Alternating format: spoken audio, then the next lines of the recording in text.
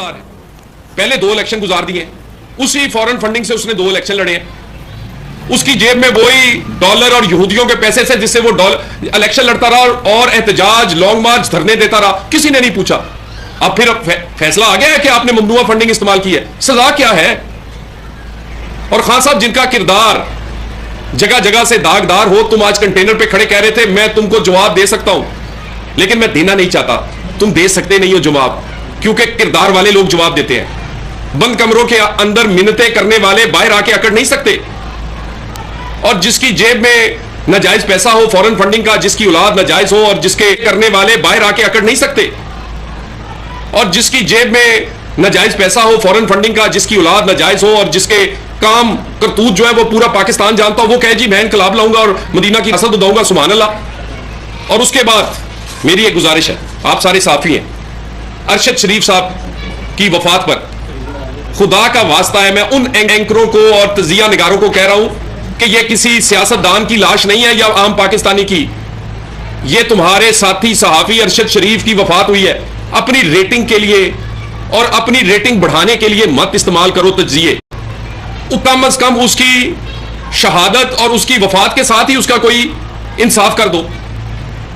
और क्या अजीब ड्रामा है इस मुल्क में, भेजने वाला आप खुद, बुलाने वाले आप खुद, अपने घर रखने वाले, दूसरे मुल्क भेजने वाले। और जब वाकया हुआ है आपका मुलाजम वो गाड़ी चला रहा हो, यानी बुलाने वाला सलमान इकबाल, यहां से भेजने वाला जबरदस्ती वो, रखने वाला दुबई अपने घर में, कीनिया में भेजकर अपने मुलाजमों के पास रखने वाला वो, और मार एजेंसी ने दिया है।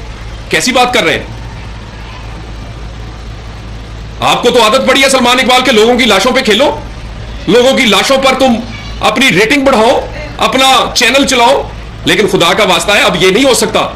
और ये ना लोगों को ये ड्रामे करो कि मैं उनके बच्चों की इमदाद करूंगा, हुकूमत उनके बच्चों की इमदाद करेगी। तुम आके इन्वेस्टिगेशन में शरीक हो। अगर कोई भी सहाफी और सहाफी बरादरी ये चाहती है कि अरशद शरीफ के खून के साथ इंसाफ हो, तो सबको मुतालबा करना चाहिए कि वो आदमी जिसने ये सब कुछ किया, जो यहां से लेकर गया, जिसने अपने पास रखा और जिसके हदायत पे अरशद शरीफ चलता रहा है, सलमान इकबाल, वो इन्वेस्टिगेशन में शामिल हो। और अगर तुम भागोगे, सलमान इकबाल, ये व्हाट्सएप बंद करने से, मोबाइल बंद करने से तुम बेगुनाह नहीं हो जाओगे। इन्वेस्टिगेशन में शरीक होना पड़ेगा, अपनी बेगुनाही साबित करना पड़ेगी। हाँ, अगर तुम बेगुनाह हो तो गुनाहगार को पकड़ा जाएगा, लेकिन यह नहीं हो सकता कि इल्जाम लगाओ, रेटिंग बनाओ, ड्रामा करो लोगों की लाशों पर और उसके बाद मासूम बने रहो। मैं एक दफा फिर, ये जो लॉन्ग मार्च वाले हैं, ये अब इनको हदायत मिल चुकी है और पंजाब हुकूमत को भी कह दिया गया है कि लॉ एंड ऑर्डर का मसला नहीं होना चाहिए, आम आदमियों को आने जाने में कोई प्रॉब्लम नहीं होनी चाहिए।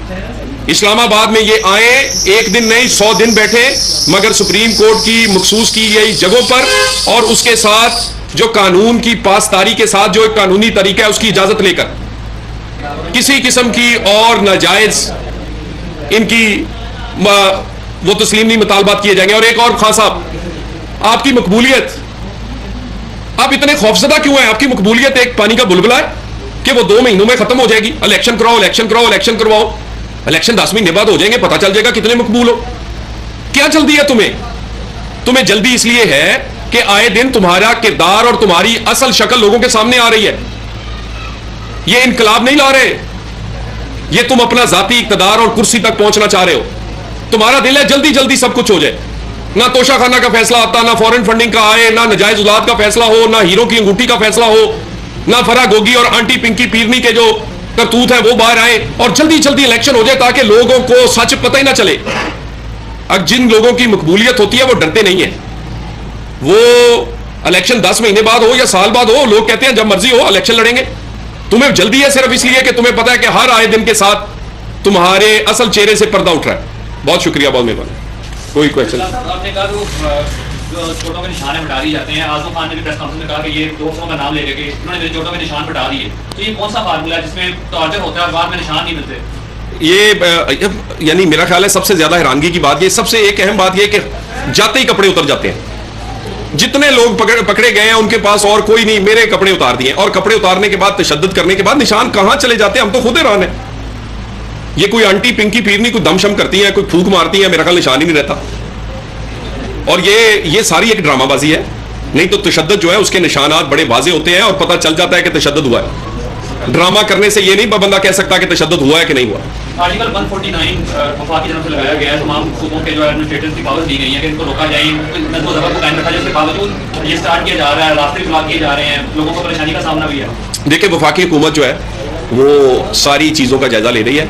आम आदमी को किसी जगह भी अगर रुकावट होगी तो वफाकी हुकूमत, अगर सूबाई हुकूमत नाकाम हुई तो वफाकी हुकूमत डायरेक्टली फिर इंटरवेन करना उसकी मजबूरी होगी, क्योंकि पाकिस्तान में अमन बरकरार रखना, पाकिस्तान के लोगों के, शहरियों के आईनी कानूनी जो हकूक है आने जाने के और अपना कारोबार करने के, स्कूल कॉलेज और अपने रोजमर्रा जिंदगी के, उसमें कोई रुकावट हुई तो वफाकी हुकूमत मजबूर होगी कि डायरेक्टली इंटरवेन करे। अच्छा तलाब साहब, ये बताइएगा कि आज से 1 साल पहले जो आज पीटीआई का बयानिया है वही बयानिया एस्टैब्लिशमेंट के हवाले से आपकी पार्टी का था, और तब मियां नवाज शरीफ साहब जो है वो उस वक्त के DGISI का नाम भी लेते थे, और तब उन्होंने तो कोई इस तरह की प्रेस कॉन्फ्रेंस नहीं की। आज मूलत इस नया मोड क्यों आ गया कि DGISI को बाहर ही आना पड़ा, जबकि इमरान खान साहब ने तो उनका नाम ही कहीं नहीं लिया। देखिए गुजारिश ये है कि जब आप रोज़ झूठे इल्ज़ाम लगाएंगे और आपका किरदार ये होगा कि शाम को कमरों में मिन्नत करें और सुबह अकड़ें, मियां नवाज शरीफ जो है वो किरदार वाला आदमी है। वो जो बात करता है वो बड़ी सॉलिड और सोच समझ के करता है। उसने हमेशा अदारों पे तनकीद नहीं की, या तो आप शहीदों को नहीं छोड़ा इन्होंने। ये तो पाकिस्तान में पहली दफा हुआ है कि शहीदों को और पूरे अदारे को निशाना बना रहे हैं, और जिसको आप रात की तारीखी में एक्सटेंशन ऑफर कर रहे हैं सुबह उसको कैसे तनकीद कर सकते हैं। तो ये जो कॉलोफेल का तजाद है और लोगों को गलत हकाइक बताकर पाकिस्तान की फौज के बारे में मुतनफर करने की कोशिश की जा रही है, उस पर जरूरी हो गया था कि अदारे अपनी पोजीशन लें। देखिए जी, कोई ना हम आंसू गैस चलाना चाहते हैं, ना हम लाठी चार्ज करना चाहते हैं, ना किसी को गिरफ्तार करना चाहते हैं, लेकिन कोई गैर कानूनी या चढ़ाई की कोशिश की गई इस्लामाबाद में और वो उस रस्तों से और उस जगह से हटके हुई जो कि इनको दी जाएगी, यकीनन फिर हर ऑप्शन इस्तेमाल की जाएगी गिरफ्तारी में।